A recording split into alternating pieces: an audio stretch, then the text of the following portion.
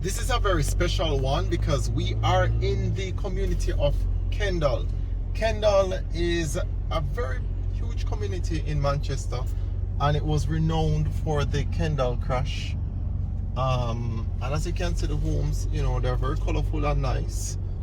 Yeah. Right, so we talk about that Kendal crash. When did it occur, Nick?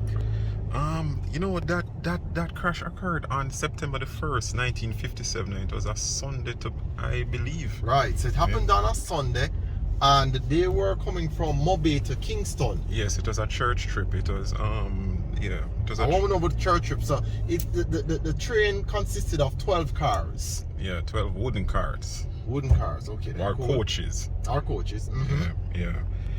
So, it was a church trip. Each car should have had what? What was it? We know that it was overpacked. Yeah, man. Each car is supposed to carry about 80 people, you understand? But that's so as if they carried up to 150 people in some, Alright, so we spot one of the train tracks here.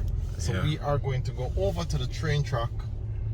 And we're not saying that this is a specific place that it occurred, but we are saying that the train track ran through here.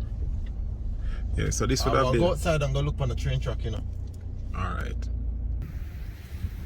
We are outside and we're going to we're going to the train track now.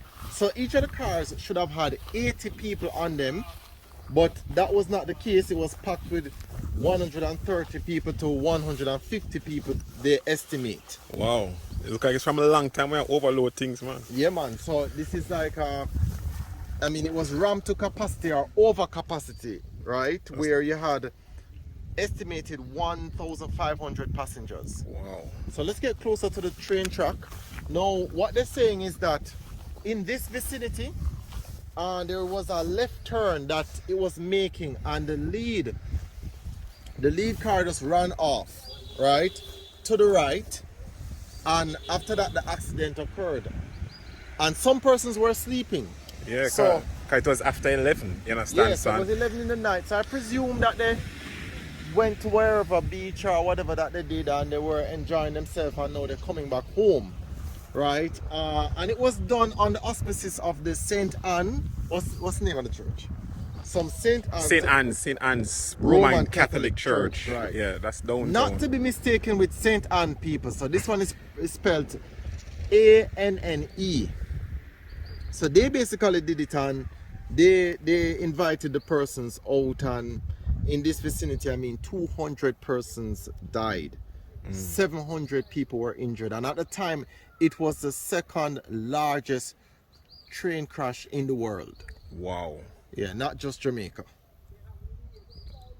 Some people, while we're there, we'll find a resident who willing to come show we and talk to it.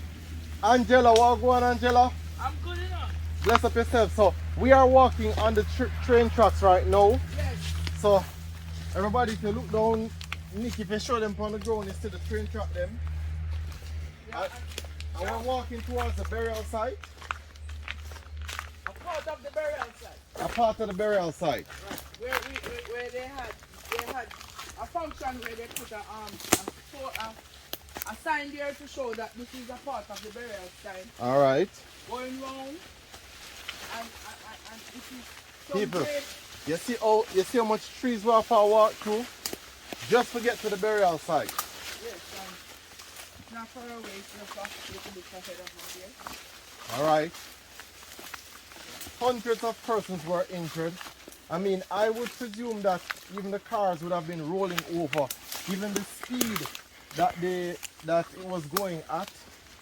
So, can you imagine that vehicle, or that, I should say, that train just launching persons all over the place? And, some persons just being dismembered.